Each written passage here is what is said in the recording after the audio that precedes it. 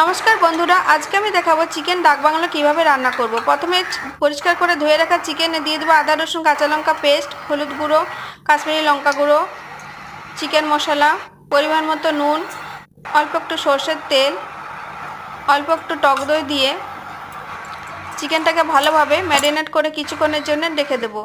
এরপর আমি আলু ও সেদ্ধ করে রাখা আলু ও ডিমগুলোকে লাল লাল করে ভেজে তুলে নেব। ওই তেলে দিয়ে দেবো গরম মশলা তেজপাতা ফোড়ন দিয়ে কুচনো পেঁয়াজগুলো দিয়ে অল্প একটু চিনি দিয়ে লাল লাল করে পেঁয়াজগুলো ভেজে নেব।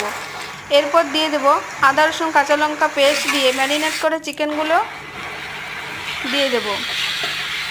চিকেনগুলো ভালোভাবে কষা হয়ে গেলে কুচনো টমেটো কুচি ও ভেজে রাখা আলু দিয়ে আরও কিছুক্ষণ ঢাকা দিয়ে কষে নেব তেল ছাড়া অবধি। তেল ছেড়ে গেলে পরিমাণ মতো জল দিয়ে উপর থেকে ভেজে রাখা ডিমগুলো দিয়ে কিছুক্ষণের জন্য ঢাকা দিয়ে দেবো। ঢাকা করলে ধনেপাতা কুচি ছড়িয়ে নামিয়ে নাও চিকেন ডাক